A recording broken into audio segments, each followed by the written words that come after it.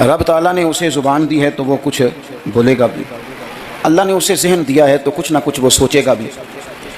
یہ جتنے اعضاء اس کے، ان میں حرارت ہے، ان میں تازگی ہے، تو یہ سارے اعضاء کچھ نہ کچھ کرتے بھی رہتے ہیں۔ اگر وجود کے اعضاء اپنا کام صحیح طریقے سے کریں گے تو اجر پائیں گے، ورنہ قرآن مجید نے کہا ہے کہ آنکھوں سے بھی سوال ہوگا، کانوں سے بھی سوال ہوگا، زبان اور دل سے بھی پوچھا جائے گا۔ یہ ساری چیزیں صبح قیامت ان سے سوال جواب کیا جائے گا۔ یہ اعضاء جتنے ہیں یہ کچھ نہ کچھ کریں گے۔ میرے رب کریم نے نبی پاک صلی اللہ تعالیٰ علیہ وآلہ وسلم کی محبت ہم پہ ضروری قرار دے کے پتہ ہے ہمارے اعضاء کی ڈیوٹی کیا لگائی ہے؟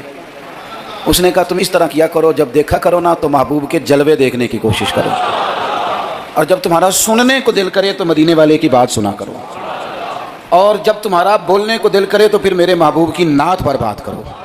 یہ اپنے اعضاء کو اس کام لگاؤ، یہ تمہاری محبت مصطفیٰ کریم علیہ السلام میں یہ چیزیں تمہارے لیے دلیل بن جائیں گی، یہ ایک نمونہ بن جائیں گی کہ حضور سے پیار ہے۔ نبی پاک علیہ السلام کا ذکر میری اور آپ کی نعت کا، تعریف کا محتاج نہیں۔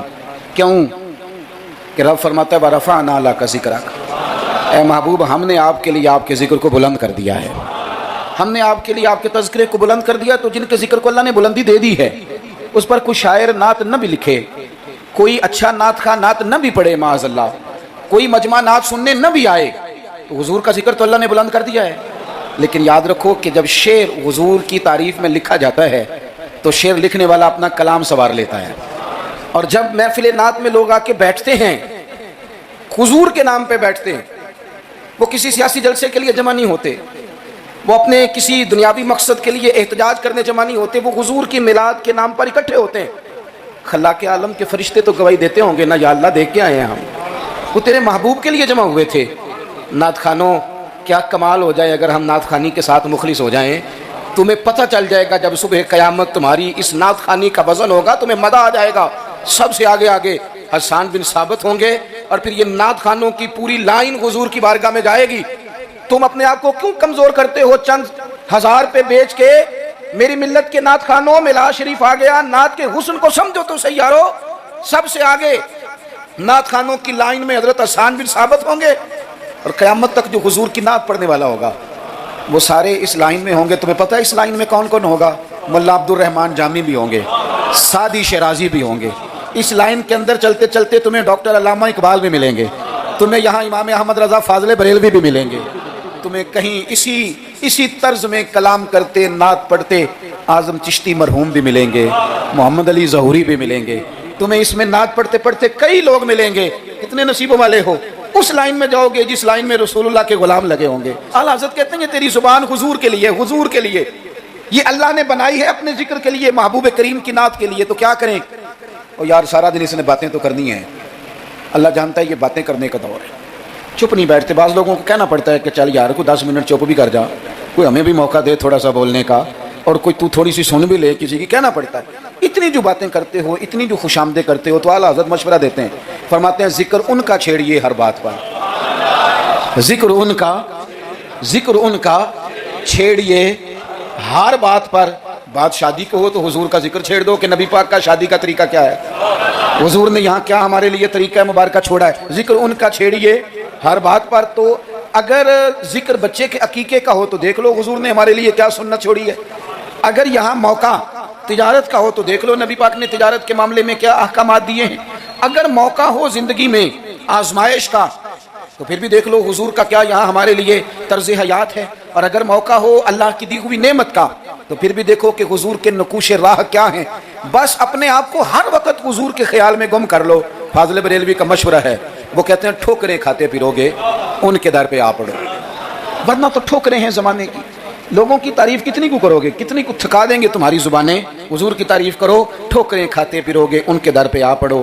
قافلہ تو اے رضا اول گیا آخر گیا، حضور کے دروازے پہ آؤ، نبی پاک کی تعریف کرو، اور پھر حضور کی تعریف سنیں۔ میں بڑے درد کے ساتھ ایک بات عرض کروں، میں بڑے درد کے ساتھ، دکھی دل کے ساتھ ایک بات عرض کروں۔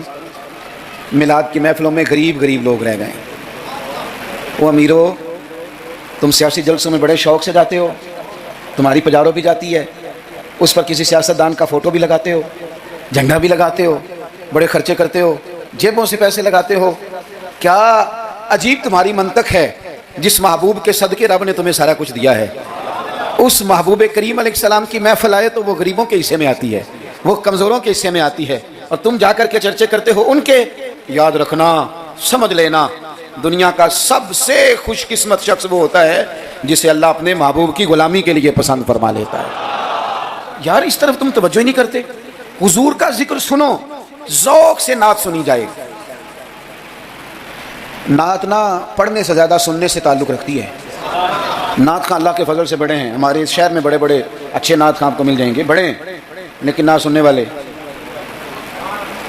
چلیں ناراض کسی نے ہونا ہے تو وہ ہو جائے، جو بڑی بڑی محفلیں کرانے والے لوگ ہیں ان میں سے بھی اکثر احباب ایسے ہیں جنہیں محفل کرانی آتی ہے، نعت سننی نہیں آتی۔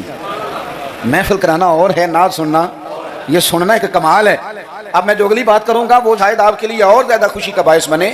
نعت پڑھتے صحابہ تھے، سنتے مدینے والے محبوب۔ آپ سننے کا درجہ تو دیکھیں نا، کتنا معاملہ منفرد ہے۔ حضور کے ذکر کو سننا، نبی پاک کی بات کو، یہ منافقوں کا طریقہ تھا کہ حضور کی بات جب ہوتی تھی، نبی پاک جب بات کرتے تھے تو وہ کھیل کود میں لگ جاتے تھے، حضور کی بات نہ سنتے، سننے نہ دیتے تاکہ کسی پہ اثر نہ ہو جائے۔ مومن کیا کرتا ہے؟ اعلیٰ حضرت فاضل بریلوی یہاں بھی سبق پڑھاتے ہیں، وہ کہتے ہیں عرش پہ تازہ چھیڑ چھاڑ، ابھی تازی تازی باتیں چھڑی ہیں نبی پاک کی عرش پہ، ابھی فرشتوں نے نیا کلام چھیڑا ہے حضور کا۔ کہتے ہیں عرش پہ تازہ چھیڑ چھاڑ اور فرش پہ طرفہ دھوم دھام۔ وہاں حضور کا ذکر چھڑا ہوا ہے اور یہاں تو دھوم مچی ہوئی ہے، غلاموں نے مچائی ہے۔ عرش پہ تازہ چھیڑ چھاڑ، فرش پہ طرفہ دھوم دھام، بس کان جدھر بھی لگائیے تیری ہی داستان ہے۔ میں عرض کروں، ادھر دیکھو میری طرف، میری ملت کے جوانوں، ہماری زندگیاں کمزور ہیں، ہمارے ذمہ بڑے سارے حقوق ہیں، بوڑھے ماں باپ کے جھریوں والے چہرے ہمیں بڑا پریشان کرتے ہیں۔ کئی گھروں میں بہنیں ہیں، وہ آتے جاتے ان کے دوپٹے کا وقار برقرار رہے، یہ ہمارے دلوں میں خواہشات چمکتی ہیں۔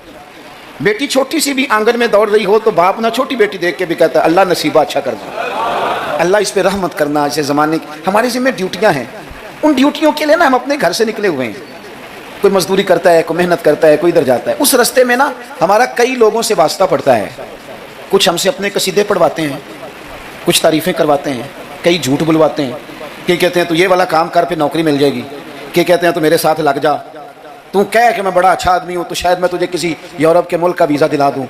یہ جھوٹے ہیں سارے، یہ جھوٹی تعریف کرائیں گے، تیری زبان کو دھوکے کا عادی کر دیں گے، تیرے مزاج کے اندر ایسی چیزیں بھر دیں گے جو تیرے لیے نقصان کا باعث ہوں گے، یہ تجھے پتلی کا تماشا بنا دیں گے، ریموٹ کنٹرول بنا دیں گے۔ یہ دنیا تھکا مارتی ہے، یہ اتنا دیتے نہیں جتنا پریشان کرتے ہیں۔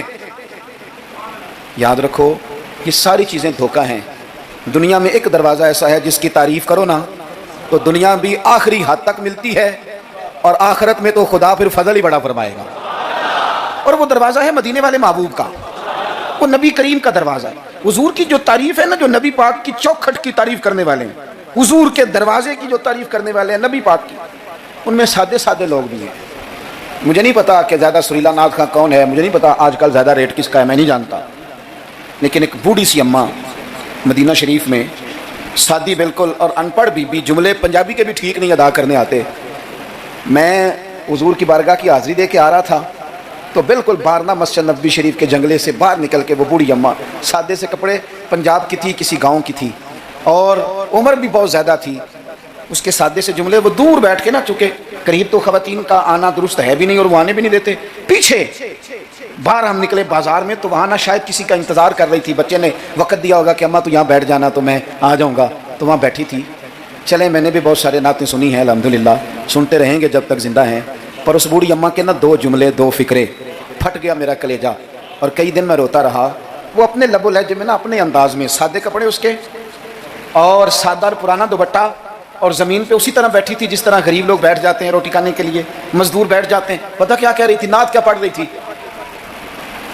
کیا اس کا انداز تھا نعت پڑھنے کا۔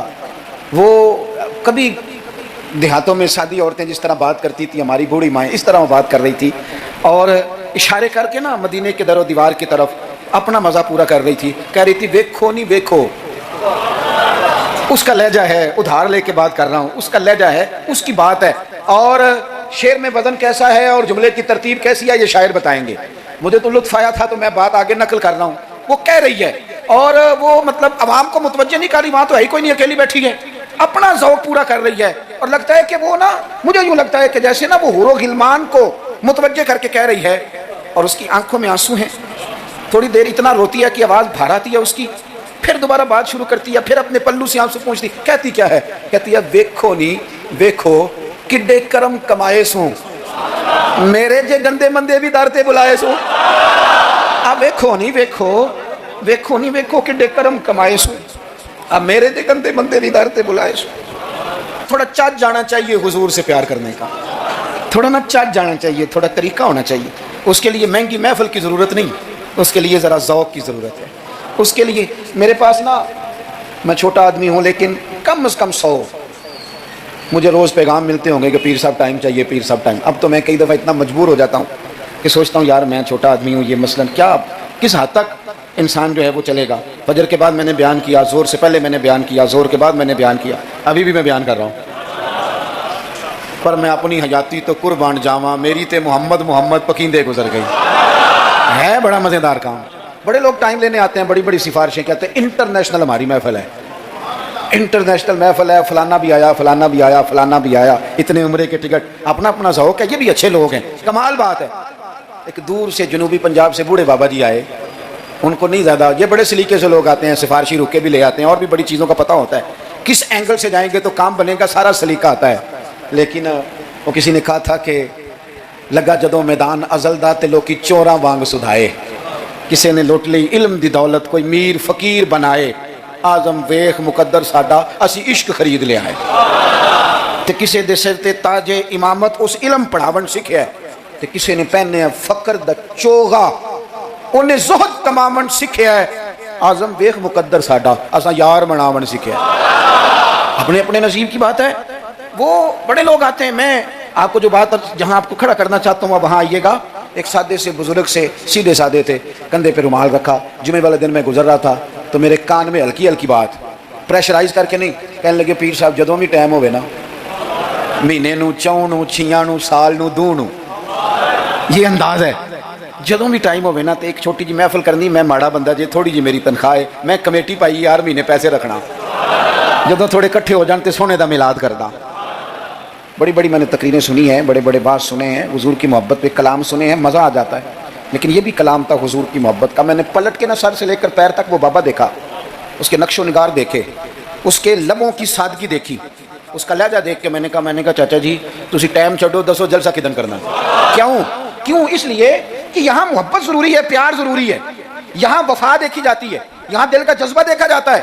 بارگاہ رسالت مآب میں نہ لفظوں کے تراشے, نہ تیری آواز کا ترنم, نہ تیرا جھومنا, نہ تیرا تڑپ آنا, نہ تیرا محفل میں سچا جھوٹا وجد کرنا, ان میں سے کوئی چیز قابل قبول نہیں. وہاں تو دیکھا جاتا ہے تیرے سینے میں میرے محبوب کی محبت کتنی ہے, اور وہ محبت ہونا ضروری ہے, وہ محبت ہونا ضروری ہے, قریب ہونا بھی ضروری نہیں. وہ محبت ہونا ضروری ہے, سامنے ہونا بھی ضروری نہیں. محبت تگڑی ہو, خالص ہو, رسول اللہ صلی اللہ علیہ وسلم کو ٹوٹ کے چاہا جائے. اگر غلام حضور تک نبی نہ پہنچ سکے تو نبی پاک مولا علی اور فاروق اعظم رضی اللہ تعالی عنہما کو جبہ دے کے کہتے ہیں جا کے میرے اویس کرنی کو پہنچا دینا. جو چیز ضروری ہے اس پر توجہ دیں, اپنے سارے وجود کو حضور کی محبت میں ڈھال لیں, نبی کریم سے پیار کریں, اور اپنی روزمرہ کے معاملات میں ہر جگہ. آپ صرف طلاق کا مسئلہ ہی جا کے مولوی صاحب سے پوچھتے ہیں, آپ صرف یہی پوچھتے ہیں کہ جناب وہ فلانی چیز جو ہے وہ, ہم نے ناراض نہیں ہونا. یعنی ہر مرد نے یاد کر لیا ہے کہ 4 شادیاں جائز ہیں, تو میں کہتا ہوں اس کے علاوہ بھی بڑا کچھ جائز ہے, کہ صرف یہی آپ کو ایک مسئلہ آتا ہے کہ شریعت میں 4 شادیاں جائز ہیں, اور بھی بڑا کچھ جائز ہے وہ آپ نہیں کرتے. یہی اپنی مرضی کی چیز یاد رکھنی ہے. کبھی جا کے مولانا سے ہر بات پوچھو, ان سے پوچھو مولانا دکان ڈالنے لگاؤ, میرے مدینے والے کا طریقہ کیا ہے, یہ بھی ذکر رسول ہے. آپ اپنے علامہ صاحب سے, خطیب صاحب سے پوچھیں کہ رب نے مجھے بیٹا دیا ہے, نام کس طرح رکھوں, میں اس کے سار کے بال کس طرح اترواؤں, عقیقہ کس طرح کروں, مجھے بتائیں. یہ بھی تو حضور کی سنت ہے, یہ بھی تو ذکر رسول ہے. آپ کو میرے بھائی کل والے دن اگر حضور کی نعت یاد آ رہی ہے تو بیٹے کی مہندی والے دن کیوں حضور کی یاد نہیں آتی. ہر مقام پر نبی پاک کا تذکرہ, اور شوق سے اور ذوق سے اور تڑپ سے اور کیفیت کے ساتھ, خالی نعرے نہیں. کچھ جگہیں ایسی ہوتی ہیں جہاں بندے کی باڈی لینگویج بھی بتاتی ہے. لفظ ساتھ نہ بھی دیں اس کا وجود بتاتا ہے کہ اسے پیار ہو گیا حضور سے، اس کی طبیعت بتاتی ہے۔ آپ دیکھیے ہمیں کتابوں میں ملتا ہے سیاستہ کی صحیح روایات میں کہ یہودیوں کا ایک بچہ تھا، وہ چھوٹا بچہ تھا، وہ کہ لمبی چوڑی بات کرنے کی پوزیشن میں نہیں تھا، بس آ کے نا حضور کے سامنے کھڑا ہو جاتا، اور شارحین کہتے ہیں زیادہ پتہ وہ ڈیوٹی کیا کرتا تھا، بس محبوب کا چہرہ دیکھتا رہتا تھا، بس دیر تک نا حضور کو دیکھتا رہتا۔ نبی کریم کبھی کبھی کوئی کام بتاتے تو کہا آتا یہودی کا بیٹا تھا، پیار ہو گیا اسے نبی پاک سے۔ آپ کے بیٹے کو بھی ہو سکتا ہے، میرے بیٹے کو بھی ہو سکتا ہے، شرط یہ ہے کہ وہ اپنے ابا سے حضور کی نعت سنیں۔ اس نے اپنے ابا سے دولت کی تعریف سنی تو اسے دولت سے پیار ہو گیا۔ اس نے اپنے ابا سے سنی نا بات کہ فلانے کا بیٹا ڈاکٹر بن گیا تو پیسے بڑے کما رہا ہے، فلانے کا بیٹا کاروباری ہے تو آگے بڑا گزر گیا، جو سنا سو اس کے دل میں آ گیا۔ اگر یہ سنے گا تو حضور کا پیار بھی آ جائے گا۔ وہ نبی کریم کی بارگاہ میں کھڑا رہتا ہے، حضور کی زیارت کرتا ہے، خدمت کرتا ہے یہودی کا بیٹا۔ میرے محبوب بڑے کریم ہیں، میں بڑی ذمہ داری سے آپ کو عرض کرتا ہوں، حضور بڑا ہی اجر عطا کرتے ہیں۔ وہ یہودی کا بیٹا تھا، بیمار ہو گیا، قربان جائیں، دو ایک دن نظر نہیں آیا تو حضور فرمانے لگے چلو نا تیمارداری کرنے چلے۔ حضور تیمارداری کرنے کیسے نصیب ہیں، کیسی خوش بختیاں ہیں، سرکار سرانے بیٹھے ہیں، نبی کریم علیہ الصلوۃ والسلام کرم فرما رہے ہیں۔ حضور کی وہ محبت دیکھی نا تو وہ غریب یہودی، اسے پتا تھا سرداروں کے طریقے کیا ہیں، اسے پتا تھا چودھریوں کے سلیقے کیا ہیں، اسے خبر تھی کہ خان ہو تو ان کے مہمان بھی کوئی خان ہی ہوتے ہیں، انہیں خبر تھی کہ عام لوگوں کا طرز حیات کیا ہے، لیکن وہ سمجھ گیا کہ میرے جیسے غریب کے بچے کی تیمارداری کرنے جو آئیں وہ دنیا دار نہیں، وہ اللہ کے سچے رسول ہیں۔ حضور صلی اللہ علیہ وسلم نا اس چھوٹے بچے سے بات کر رہے ہیں، ادھر دیکھنا میری طرف، چھوٹے بچے سے۔ اب میں نے جو بات کہنی ہے اگر آپ کی سمجھ میں آ گئی تو ٹھیک ہے، نہ بھی آئی تو بات ٹھیک ہے۔ پیار نبی پاک سے خالص کرنا، انشاءاللہ رسول پاک تیمارداریاں فرمائیں گے، کرم نوازیاں فرمائیں گے۔ پیار خالص کرنا، نیرا نعرہ نہ لگانا، صرف تقریر میں بات نہ رہے، نکابت خطابت اور یہ مائک کی حد تک چیزیں نہ رہ جائیں، کوئی اس کا عملی ثبوت بھی ہمارے سامنے آئے۔ حضور اس بچے سے بات کر رہے ہیں، فرماتے ہیں کلمہ نہیں پڑھ لیتا؟ قربان جائیں، کسی کو ابا نے کلمہ پڑھایا، کسی کو اماں نے پڑھایا، کسی کو مفتی صاحب، پیر صاحب، علامہ صاحب، صوفی صاحب، درویش نے پڑھایا، اس کے بھی تو ذرا نصیب دیکھو نا، کلمہ نہیں پڑھ لیتا۔ تو اس بچے نے نا نظروں ہی نظروں میں اپنے باپ کی طرف دیکھا، پڑھ لوں کلمہ، نظروں ہی نظروں میں پوچھ رہا ہے۔ تو والد کو بھی پتا تھا نا کہ یہ کون ہے، ایسے تھوڑی کوئی آ جاتا ہے تیمارداری کرنے، بڑے پیارے ہوتے ہیں بچے ماں باپ کو۔ تو باپ نے آگے بڑھ کے اس بچے کی پیشانی پہ ہاتھ رکھا، کہنے لگے پتر جس طرح یہ کہتے ہیں نا ویسے ہی کر لے، آپ پیار تو خالص کریں نبی پاک سے۔ حضور نے کلمہ پڑھایا، وہ شخص کلمہ پڑھ کے مسلمان ہو گیا، اس کی روح پرواز کر گئی۔ بڑا نصیبہ والا تھا جس کا جنازہ بھی مدینے والے محبوب نے پڑھایا، جس پر کرم نوازیاں بھی حضور نے فرمائی۔ میرے بھائی حضور کے ساتھ پیار ہو۔ اپنے گجرانوالہ میں ایک دن سفر کر رہا تھا تو روڈ سے نیچے اترا ہوں، بالکل عین فجر کے بعد مجھے کہیں دور جانا تھا، تو سامنے نا بڑا سارا لکھا ہوا تھا کیا آج آپ نے درود شریف پڑھا ہے؟ وہ پڑھا، میں نے پڑھا تو میں نے درود شریف پڑھنا شروع کر دیا، یعنی جاری ہو گیا۔ جس نے لکھا ہے اللہ اسے جزا عطا کرے، جس نے لکھا ہے اللہ اسے۔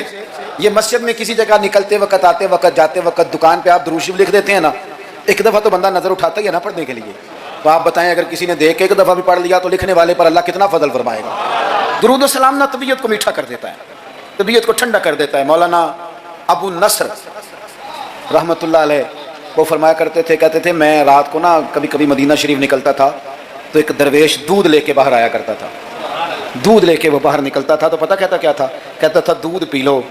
تو لوگ پوچھتے تھے کتنے کا ہے؟ کہتے کوئی نہیں، بس تم دودھ پی لو اور مدینے والے پہ درود پڑھ دو، بھائی اتنا ہی، اتنی بات ہے، پیتے جاؤ اور درود شریف پڑھتے جاؤ۔ ایک تو درود و سلام پڑھنا ہے پورا ربیع الاول شریف۔ دوسری گزارش اس ماہ مبارک میں میری آپ کی خدمت میں یہ ہے کہ سیرت کا کوئی ایک سبق ہر روز، میلاد شریف کے 30 دنوں میں سیرت کا ایک پورا باب، اس کو 10 منٹ میں، 15 منٹ میں، 7 منٹ میں اگر بیان کیا جا سکے، ایک باب لوگوں کو بتاؤ نا کہ میرے نبی پاک کا علم کس طرح کا تھا، لوگوں کو بتاؤ حضور کی حکمت کس طرح کی تھی، لوگوں کو بتاؤ رسول پاک کی سچائی، دیانت، امانت کے معاملے میں سیرت کا منہج اور معیار کیا تھا، لوگوں کو بتاؤ تو صحیح کہ مدینے والے پہنتے کس طرح کا تھا، کھانے میں طرز محبت کیا تھا، حضور کی سیرت کا ایک پہلو روز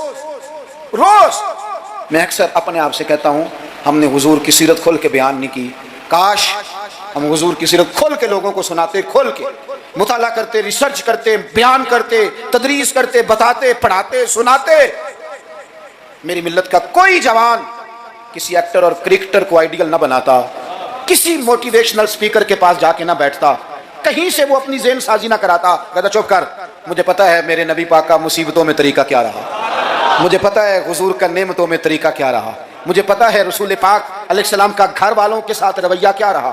سیرت کے باب پورا ربیع الاول آپ سنیں بھی اور کوشش کریں۔ کسی ایک کتاب ہے سیرت کی، بڑی سادی سی کتاب ہے، سیرت مصطفیٰ، علامہ عبد المصطفیٰ اعظمی رحمۃ اللہ علیہ، ایک بزرگ گزرے ہیں، انہوں نے لکھی ہے، سادی سی ایک ہی جلد میں، ذرا زیادہ آسان ہے، وہ کتاب لے لیں آپ، اور اس کتاب کو نا آپ حضور کے جو اخلاق کے باب ہیں، جو شمائل ہیں، خصائل ہیں، فضائل ہیں، ان کو پہلے پڑھیں، اور آپ ذرا تھوڑا سا نا غور کے رک کے حضور کی سیرت مبارکہ کے جملے، یہ ربیع الاول شریف نہ سارا حضور کی یادوں کے نام کر دیں، آپ یقین کریں گے سیرت تعمیر کر دے گی آپ کو، آپ کی شخصیت کے اندر جتنی کمزوریاں ہوں گی، حضور کی سیرت مبارکہ پڑھنے کی برکت سے اللہ وہ ساری کمزوریاں اپنے فضل سے دور فرمائے گا۔ آخری بات آپ کی خدمت میں یہ عرض کرنی ہے، خدا را محافل کا ماحول بہت سنجیدہ کر لیں، بہت سنجیدہ، محفل روحانیت والی بنائیں۔ میں تمام محفل کرانے والوں سے، پورا ربیع الاول شریف محفلیں کرانے والوں سے اپیل کروں گا کہ محفلوں میں کیمروں کا استعمال ذرا کم کریں، تھوڑی مہربانی کریں۔ چلیں ریکارڈنگ کے لیے کہیں ایک آدھ کیمرہ آپ ضروری سمجھتے ہیں تو ہر بندہ فوٹو سیشن کر رہا ہے، ہر شخص کمنٹس دے رہا ہے، کم سے کم اس کا آپ استعمال کریں، کوشش کریں محفل میں وضو کر کے آئیں، سر ڈھانپ کے آئیں، حضور علیہ الصلوۃ والسلام کی نعت سننی ہے، خوشبو لگا کے آئیں، نبی کریم کی محفل نور میں بیٹھنا ہے، وہاں ادب کے ساتھ آئیں، خشوع کے ساتھ آئیں، توجہ آپ کی نعت خاں کے شعر پہ ہو، آپ محفل پہ کوئی تبصرہ نہ کریں۔ نعت خاں جو مال اکٹھا کر کے طے کر کے اپنی جان پہ ظلم کرتے ہیں وہ سب کو پتہ ہے، لیکن وہ تو کر ہی رہا ہے نا جو کر رہا ہے، ہمیں غیبت کر کے کیا ملے گا؟ آپ نصیحت کے انداز میں کو بات کریں تو کریں، محفل کے اندر بیٹھ کے اس کی نعت بھی سن رہے ہیں اور ساتھ ساتھ جناب آپ تبصرہ بھی کر رہے ہیں کہ 40,000 لیتا ہے، تو آپ کو تو کوئی نعت کا مزہ نہ آیا، آپ تو اسی چکر میں رہے کہ اس نے لیا کیا ہے۔ آپ چھوڑیں اس بات کو، آپ اپنا سرور اور ذائقہ پورا کریں، خوبصورت محفل کریں، کوشش کریں اتنا رش نہ ڈالیں کہ وہ مجلس اتنی لمبی ہو جائے کہ پھر صبح فجر کی نماز کے لیے لوگوں کے لیے مشقت بنے۔ آپ 1-1.5 گھنٹے میں بڑا معقول پیغام، سونی نعت، ویسے بھی اگر آپ ایک آدھ نعت خاں کو دعوت دیں گے تو اس کا فائدہ آپ کو یہ ہوگا، میرے بھائی کے اسٹیج پہ لڑائی نہیں ہوگی کہ پہلے میں نے جانا ہے اور میں نے 6 جگہ پہ جانا ہے اور میں تو آ گیا ہوں تو میرا شکر ادا کرو، یہ جان چھوٹی رہے گی آپ کی۔ آپ اچھے طریقے سے ایک شخص کو موقع دیں، وہ 2 نعتیں پڑھے، 3 پڑھے، ایک سونی تلاوت کریں۔ ایک بات جو ہر سال کہتا ہوں پھر کہہ لوں، محفل میلاد میں وہ والا کام نہ کریں جو ہم سیاستدانوں کے مسئلے میں کرتے ہیں، یہ نہ ہو کہ میلاد کی اسٹیجوں پہ بھی پھر تگڑے تگڑے لوگ جمع ہو جائیں، غریب بیچارے میلاد میں بھی پیچھے پیچھے رہ جائیں، وہ ڈھونڈتے ہی رہیں کہ ہمیں عزت کس دن ملنی ہے، بس جس کے ہاتھ میں نوٹوں کی دتی ہو اس کی سیٹ بھی اگلی ہو، سارا سال بے شک مسجد نہ آئے، یہ رویہ ٹھیک نہیں، یہ انداز تکلیف دہ ہے غریبوں کے لیے، آپ یہ رنگ اختیار ہی نہ کریں، اور مہربانی کریں۔ آپ تو کہتے ہیں کہ میلاد شریف کا لنگر برکت والا ہے، اور آپ تو کہتے ہیں کہ یہ محفل سارا سال برکت والی ہوگی، تو آپ کے بیٹے کے نام کی جو دعوت ہوتی ہے ولیمے کی، اس میں بھی آپ چھتوں سے ڈبے پھینکتے ہیں چاولوں کے، اس میں بھی آپ یہی سلوک کرتے ہیں جوس والے ڈبوں کے ساتھ کہ چھت سے پھینک دیں، یہ لے لو میلاد کا ہے، میرے بیٹے کے ولیمے کا اس طرح پھینکتے ہو، تو یہ حضور کے میلاد کے ساتھ یہ حال ہے۔ آپ وہاں بھی آپ نے ناراض نہیں ہونا، میں آپ کو چونکہ میں روز جاتا ہوں تو میں حقیقت بتا رہا ہوں، چودھریوں کے لیے، خاص لوگوں کے لیے سونے دسترخوان، اعلیٰ غذائیں چن دی آپ نے، اور جناب وہ جو غریب طبقہ بیچارہ آیا تھا اس کو چھاپروں میں چاول پھینک دیا آپ نے۔ چے مانا دارت، اگر یہ لنگر میلاد کا ہے چاول والا، یہ اگر غریب کے گلے سے اتر جاتا ہے تو نعت خاں کے گلے سے بھی اتر جائے گا، پیر صاحب کے گلے سے بھی اتر جائے گا، کوئی اتنی مصیبت والی بات، ایک جیسا لنگر، یہ کیا بات ہوئی؟ بزرگوں کے نام کا جو لنگر سادہ ہو وہ مرید کھائیں، اور جناب وہ اقبال نے کہا تھا کہ مرید بیچارے کو میسر نہیں مٹی کا دیا بھی، اور گھر پیر کا بجلی کے چراغوں سے ہے روشن، یہ رنگ، آپ عشرت قدوں میں رہیں اور آنے والا اس کو سڑک پہ بھی سونے کی جگہ نہ ملے۔ یہ حضور کا میلاد ہے، آپ طے کر لیں کہ رسول پاک نے بتایا ہے کہ جس پلیٹ میں روٹی ابو بکر صدیق کھائیں گے اسی میں بلال حبشی بھی کھائیں گے، یہ طے کیا ہے میرے رسول پاک نے۔ ملت کے جوانوں طے کرو حضور کے میلاد پر کہ جس پلیٹ میں کھانا فاروق اعظم نے کھایا ہے اسی میں کھانا حضرت عامر بن فہیرہ نے بھی کھایا ہے، اسی میں سلمان فارسی نے بھی کھایا ہے، صہیب رومی نے بھی کھایا ہے، ایک ہی صف تھی۔ اگر حضرت ابو ذر غفاری کے منہ سے نکل گیا جناب بلال کے لیے کہ وہ حبشن کے بیٹے، تو نبی پاک نے کہا کہ ابو ذر تو چودھریوں کا پتر ہے، تیری بڑی شان ہے، بندہ بھی بڑا سچا ہے، بڑی عظمتوں والا ہے، پر جتنی شان تیری ہے بلال کی بھی اتنی ہے. کرنا معذرت. تو سیدنا ابو ذر غفاری نے پھر حضرت بلال کے آگے لیٹ کے کہا تھا اب حالات بدل گئے ہیں, اب غریبوں کی غربتیں بازاروں میں رولی نہیں جائیں گی, اب مدینے والے کا دور ہے, یہ وہ دور ہے جس میں عزت ہی عزت ہے. فرمایا اب اپنا پیر اٹھا اور میرے سینے پہ رکھ, میں بتاؤں کہ تھے تو آپ حبشن کے بیٹے ہی, پر جب سے مدینے والے کا کلمہ پڑھ گئے ہیں ہم سب کے سردار ہو گئے. کم از کم آپ حضور کے میلاد کے نام کی محفل میں اتنا تو کریں کہ امیر غریب کی روٹی ایک جیسی کر دیں, ہو جائے گا؟ ہاں نہ نہیں کرتے, ہو جائے گا. یہ کم از کم اتنا تو کریں نا, آپ سادہ کریں چیزوں کو, اور غریبوں کو بٹھا کے نا, یہ بڑا کمال ہوگا. روز محفل ہونی ہے, سونا لنگر صاف ستھرا, اور امیر روز ہی گوشت کھاتے ہیں. آپ جب بہترین گوشت ڈال کے کھانا پکائیں تو وہ بیچارہ غریب جو مزدوری کر کے آئے, جس کے بچے ہفتے ہفتے کے بعد بھی گوشت نہیں کھاتے, وہ بھی ذرا اپنے تینوں بیٹے لے کے آئے, پلیٹ میں بیٹھ کے لنگر کھائے, اور اس کے دو بیٹے پوچھے ابا جی آج بڑا مزہ ہے روٹی کا, تو وہ کہے پتر آج میلاد مصطفیٰ ہے میرے نبی پاک, آج محفل ہے حضور کے نام کی. مجھے لگتا ہے کہ وہ 3 سال کا بچہ بھی منہ کے اندر بوٹی رکھے ہوئے بھی یاد کر لے گا کہ جب حضور کا میلاد ہوتا ہے نا پھر غریب امیر کٹھے بیٹھ کے کھانے کھاتے ہیں. یہ وہ یاد کر لے گا اور اسے ہمیشہ یاد رہے گا. آپ یقین کریں آج تقریر شکری نہیں, موضوع نہیں, آج تو میں جذبات کا اظہار کر رہا ہوں, پہلی محفل میلاد میں حاضر ہوں, جذبات کا اظہار کر رہا ہوں اور آپ کو سبق دے رہا ہوں کہ پورا مہینہ کس طرح کر کے چلنا ہے. سونا ذکر کرنا ہے انشاءاللہ پورا مہینہ, اور سونی نعتیں پڑھنی ہے انشاءاللہ, صبح و شام درود شریف پڑھنا ہے انشاءاللہ تعالی, اور انشاءاللہ تعالی مٹھائی کھانی بھی ہے کھلانی بھی ہے انشاءاللہ پورا لطف. مجھے ایک صاحب کہنے لگے, دلیلیں اپنی جگہ ہوتی ہیں, مجھے کہنے لگے ویسے آپ کے میلاد کے بارے میں جذبات کیا ہیں, آپ کے جذبات کیا ہوتے ہیں ربیع الاول میں؟ میں بات ختم کرنے لگا ہوں. میں نے انہیں کہا کہ میں کسان کا بیٹا ہوں, میرے ابا جی نا کھیتوں میں کھاد بکھیرا کرتے تھے, کھاد کھلاری دی تھی نا, تو وہ ایک طریقہ تھا ان کا کہ وہ نا لے کے نا پرنا رومال تو گلے کے ساتھ باندھ لیتے تھے, یوں پیچھے پیچھے یہاں باندھ لیتے تھے اور آگے سے اس کو پکڑ لیتے تھے, اس میں کھاد ڈال لیتے تھے, تو پھر اس میں سے نکالتے رہتے تھے اور کھیتوں میں. میں نے اس سے کہا کہ یہ جو تو کہتے ہیں نا کہ تیرا میلاد کے بارے میں جذبہ کیا ہے, تو میں نے کہا میرا میلاد کے بارے میں جذبہ یہ ہے کہ میرا دل کرتا ہے 12 ربیع الاول کو فجر پڑھوں اور وہ رومال گلے میں باندھ لوں, اس کے اندر مٹھائی ڈال لوں اور گلی گلی نکل جاؤں اور ہر ایک کے منہ میں لڈو ڈال کے کہوں کھا آج میرے نبی کا میلاد. میرا جذبہ ہے میلاد کے لیے, یہ میرا جذبہ ہے. کیوں؟ اس لیے کہ چمک تجھ سے پاتے ہیں سب پانے, میرا دل بھی چمکا دے چمکانے والے, تو زندہ ہے واللہ تو زندہ ہے واللہ, میرے چشم عالم سے چھپ جانے والے. اور پھر اعلیٰ حضرت فرماتے ہیں کہ تیرا کھائیں تیرے غلاموں سے الجھے ہیں منکر عجب کھانے غرانے والے. عجیب تماشا ہے, حضور کا کھا کے حضور کے غلاموں سے الجھتے ہیں منکر عجب کھانے غرانے والے. اور کمال کر دی, کہنے لگے رہے گا یوں ہی ان کا چرچا, رہے گا یوں ہی ان کا چرچا, رہے گا یوں ہی ان کا چرچا رہے گا.